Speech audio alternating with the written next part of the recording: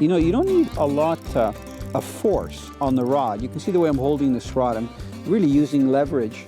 I've got my thumb really supporting the back of the rod, and I have one finger on the base of the reel seat.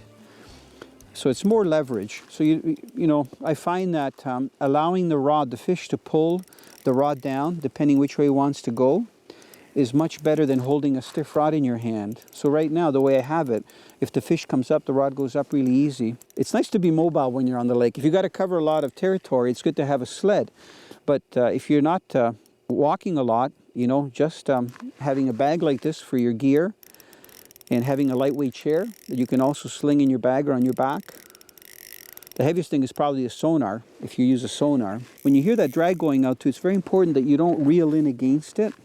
A lot of guys get excited and they just keep reeling against the drag. That really messes your line up. It twists the line.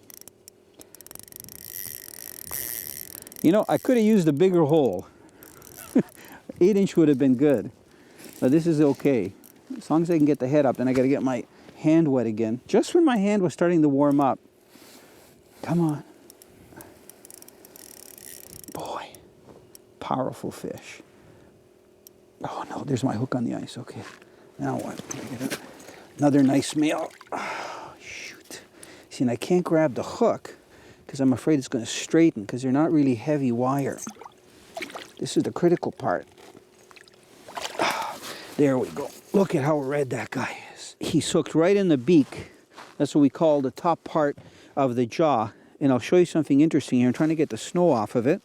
The lower jaw literally fits right into that slot in the upper one. This guy's got a bit of an underbite.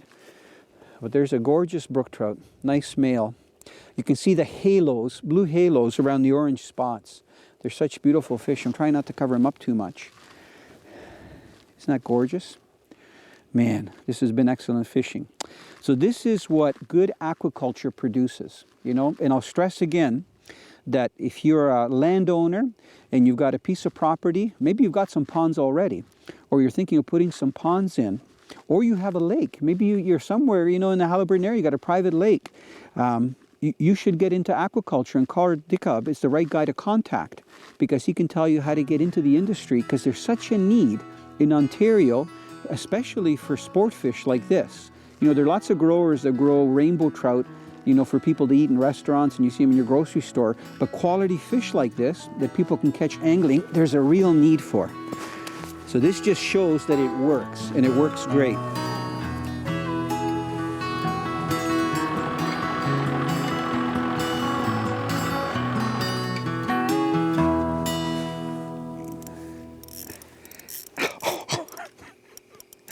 This is kind of like steelhead fishing when they start to, you know, really take the line out. Amazing. Look at this. Big head shakes. You know what? I got to get that transducer out of there. There. Yeah, it's nice when the ice isn't that thick that you don't need to have a really long transducer line. For a transducer, when you're ice fishing like this in the ice sonars, for it to be working properly, it should be down just a little bit past the end of the ice. So, you know, when you get later in the winter, if we've had a really cold winter and you get into a couple of feet of ice, you've got like a tube. So it's very important that transducer is right down, hanging below the ice, even if it's just a ½ an inch, so that you get a clear signal. If it's not, you're probably going to get interference because the sound signals will come off the ice. I'm going to kneel down in just 1 minute. This is just real comfortable, sitting in this chair like this. Going 360 around the hole. Amazing.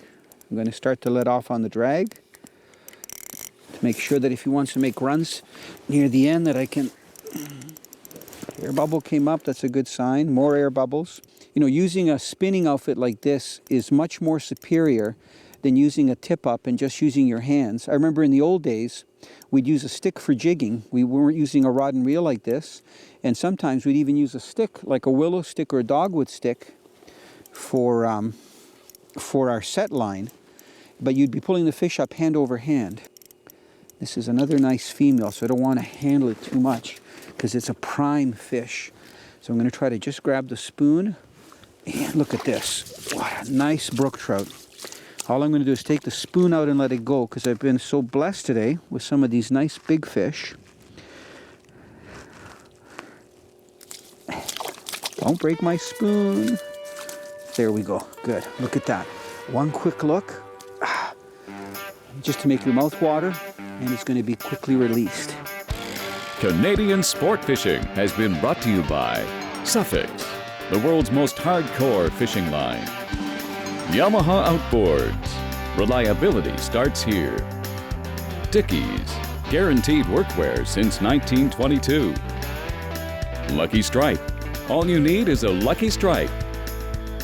What do people have to do if they're interested in aquaculture to get in the business, to learn to raise fish? What do they have to do? They have to have certain enthusiasm. They have to like the public and try to learn as much as possible. We intend through our association to be helpful in that, and so will be probably the school in Lindsay. So I would really encourage you to either contact Carl or to contact me, because Carl and I would love to see more people raising fish.